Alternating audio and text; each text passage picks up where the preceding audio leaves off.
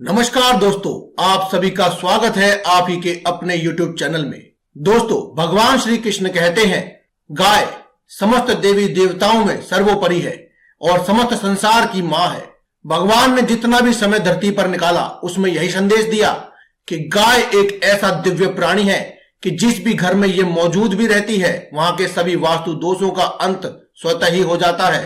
यही नहीं, ज्योतिष शास्त्र की भी अगर माने और धर्म ग्रंथों में ही इसका उल्लेख मिलता है कि गाय में 33 कोटि देवी देवताओं का वास होता है, या फिर आप यूं कहें कि गाय में सभी देवी देवताओं का वास होता है।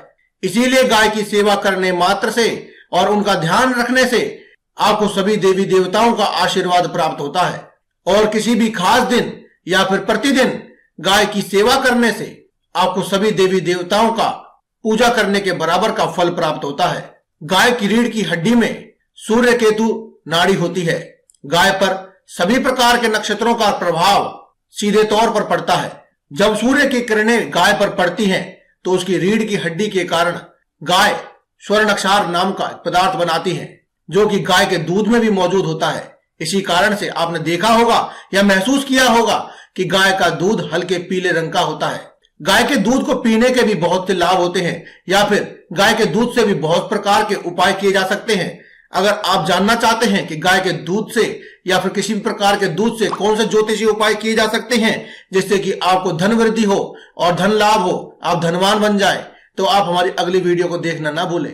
लेकिन आज की इस वीडियो में हम आपको बताएंगे कि गौ माता के इस अंग को खास तौर पर छूने से आपको किस प्रकार के फल मिलते हैं। यही नहीं, बल्कि गौ माता की पूजा करने से या उनकी सेवा करने से आपको कौन से फल मिलते हैं, साथ ही आपके धनवान बनने के सभी मार्ग किस प्रकार से खुल जाते हैं। यह बात आज की इस वीडियो में हम जानेंगे।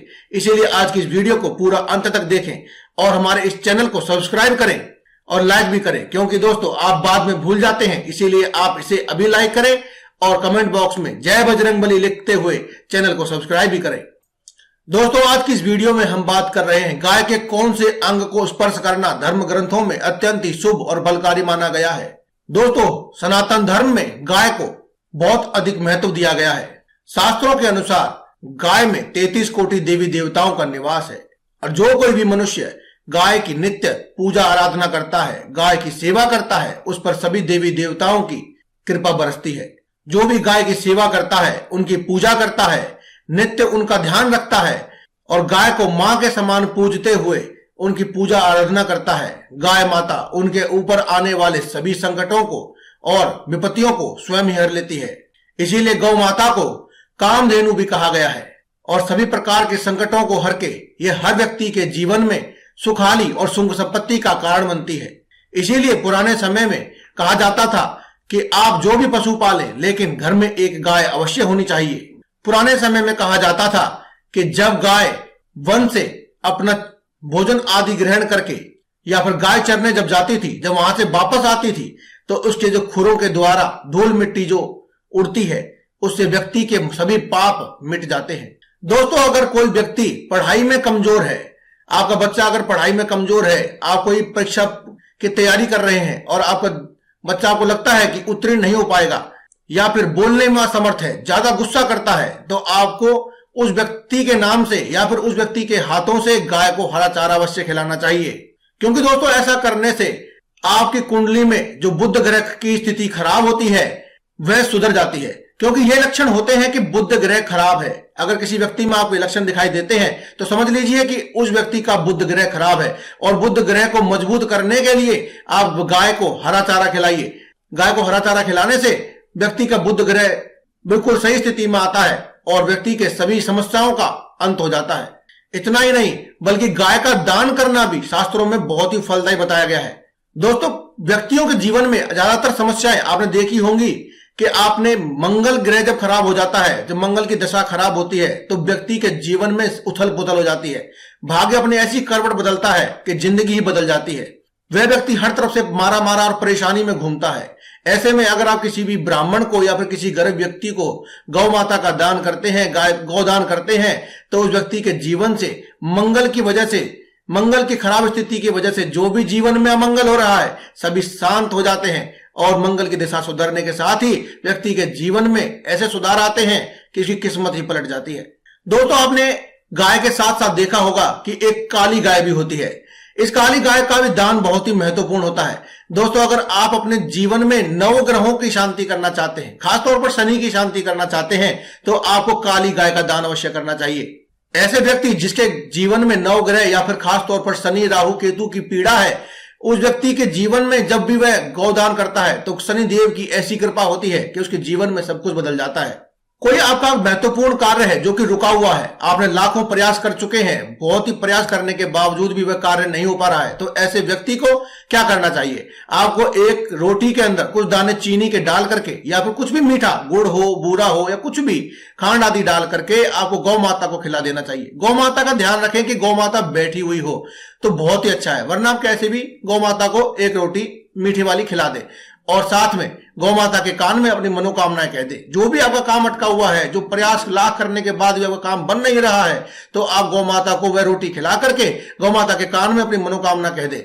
अगर आपको लगता है कि आपकी घर से माता लक्ष्मी रुष्ट हो चुकी है, आपके घर में लक्ष्मी टिकती नहीं है या फिर आती नहीं है, तो आप गाय की नियमित पूजा करें, क्योंकि गाय की नियमित पूजा करने से माता लक्ष्मी की विशेष कृपा होती है। माता लक्ष्मी को मां का नाम सिमरण करते हुए, आप माता लक्ष्मी का ध्यान करते हुए गौ माता की नित्य पूजा करें, आपके घर में माता लक्ष्मी का स्थायी निवास हो जाएगा। दोस्तों यह बात आपने बहुत अच्छी तरह से महसूस की होगी कि जब गर्मियों का समय आता है तो अक्सर गाय आपके द्वार पर आती है। दोस्तों गाय आपके द्वार पर आना भी एक बहुत अच्छा शुभ संकेत होता है, क्योंकि गाय माता खुद आपके ऊपर आशीर्वाद बरसाने के लिए आती है। ऐसे में गाय को आप पानी अवश्य पिलाएं। गाय को जब गर्मियों के दिनों में आप पानी पिलाते हैं तो आपके जीवन में से जितनी भी धन संबंधी समस्याएं हैं वह समाप्त हो जाती है। वहीं सर्दियों के दिनों में अगर गाय माता आए तो क्या करना चाहिए? अगर सर्दियों के दिनों में गौ माता आपके द्वार पर आती है, स्वयं आपके द्वार पर आ जाती है, तो ऐसे में आप अपने घर में थोड़ा सा गुड़ अवश्य रखा करें और जब गौ माता आपके द्वार पर आए तो उन्हें गुड़ की 1-2 डेली अवश्य खिलाएं। थोड़ा सा गुड़ अवश्य खिला दीजिए। यानी कि सर्दियों में गुड़ और गर्मियों में आपको पानी, आपको यह अवश्य ही पिलाना है। आप देखेंगे कि आपके जीवन में धन कितनी रफ्तार से आता है। आपकी जो समस्याएं थी, आप लाखों उपाय कर रहे हैं, प्रयास कर रहे हैं, आपके कोई महत्वपूर्ण कार्य हैं जो अटक जाते हैं, वे पूरे नहीं हो पा रहे, तो आप बस ये उपाय कीजिए। आप ये उपाय करने से ही सब कुछ पा लेंगे। आपकी जिंदगी में जो भी आप पाना चाहते हैं, जो भी समस्याएं हैं उनसे छुटकारा पाना चाहते हैं, कोई धन या फिर ऐश्वर्य, सुख, संपत्ति आदि जो भी आप पाना चाहते हैं वह सब पा लेंगे। गौ माता तो इतनी कल्याणकारी है कि ये आपके पितृदोष तक को शांत कर देती है। पितृदोष शांत करना चाहते हैं तो आप गौ माता को रोटी, गुड़ और हरा चारा अवश्य खिलाएं। यह कार्य आपको अमावस्या के दिन करना चाहिए, क्योंकि अमावस्या का दिन खास तौर पर से पितरों के लिए ही समर्पित होता है। पितरों के लिए उनको याद किया जाता है, उनके लिए उपाय किए जाते हैं। इसलिए आप अमावस्या के दिन रोटी, गुड़ और हरा चारा गौ माता को खिला दीजिए। आपके पितृदोष यूं ही शांत हो जाएंगे। कोई भी आपको बड़ा कार्य या फिर बड़े खर्चा करने की जरूरत नहीं है। दोस्तों अगर घर में बच्चे ऐसे हैं जो कि अभी कहा नहीं मानते हैं, गुस्सैल हैं, बात बात पर गुस्सा करते हैं, नाराज हो जाते हैं, कहने से बाहर चल रहे हैं, आप जैसा कहते हैं वैसा वह करते नहीं है, यानी कि सीधे शब्दों में कहें कि बच्चे बिगड़ चुके हैं, तो ऐसे में आप क्या करें? तो ऐसे में आप बच्चे के हाथ से लगा हुआ भोजन गाय को करा दीजिए। ये तो पता है कि बच्चा शायद ना भी खिलाएगा, लेकिन आप बच्चे के हाथ से स्पर्श किया हुआ भोजन आप खिला दीजिए। आप देखेंगे बच्चे के स्वभाव में बदलाव आएगा।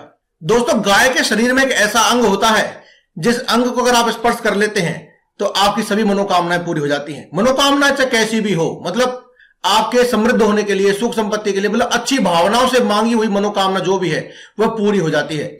इसमें वो करना क्या है? आपने गाय की पीठ पर उभरा हुआ एक कुबड़ देखा होगा। इसमें सूर्य केतु की एक नाड़ी होती है। इस पर आपको हाथ फेरना चाहिए या फिर आप उसको स्पर्श भी कर लेंगे तो आपकी जो भी मनोकामना है वह पूरी हो जाती है।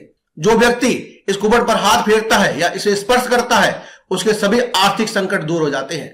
इतना ही नहीं बल्कि दरिद्रता का भी पूरी तरह से नाश हो जाता है। कहा जाता है कि इस कुबड़ पर हाथ फेरने से 7 जन्मों की दरिद्रता तक भी मिट जाती है और साथ ही व्यक्ति के जीवन में कभी भी रोग दोष नहीं आते हैं। या फिर आपके घर में कोई लगातार बीमार है तो उसके लिए भी आप यह उपाय कर सकते हैं और आपके घर में जितने भी रोगी हैं आदि हैं वह भी जल्दी ठीक हो जाएंगे।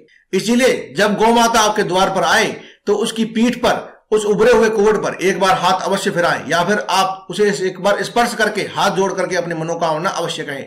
इसके अलावा दोस्तों अंत में आपको बताना चाहेंगे कि हर कोई व्यक्ति का सपना होता है कि एक बार जीवन में उसका अपना घर हो, लेकिन क्या हो जब आपके घर में कभी भी सुख शांति ना हो, कलह का वास हो, तो ऐसे में आपको क्या करना चाहिए? ये सभी समस्याओं को दूर करने के लिए आप क्या करें, जब भी आप अपना घर बनवाने के लिए जमीन खरीदें तो घर बनवाने से पहले एक ऐसी गाय को और उसके साथ उसके बछड़े को एक बार उस जगह पर अवश्य बांध दीजिए। कम से कम 1-2 रात के लिए अवश्य बांध दीजिए। आप देखेंगे कि ऐसा करने से आपके जो घर का जो वास्तु दोष होता है सब समाप्त हो जाता है। घर बनवाने के बाद भी आप गाय को पाल सकते हैं, यह भी बहुत उत्तम होता है। लेकिन अगर आप ऐसा नहीं कर सकते तो आप किसी की भी गाय को एक बार के लिए वहां बांध दीजिए। आपके घर के उस भूमि के जितने भी वास्तु दोष होंगे समाप्त हो जाएंगे। तो दोस्तों आज की इस वीडियो में केवल इतना ही। कल फिर आपसे मुलाकात होगी एक और नई वीडियो के साथ। तब तक के लिए दे में इजाजत। धन्यवाद। कमेंट बॉक्स में लिखते रहें जय बजरंगबली।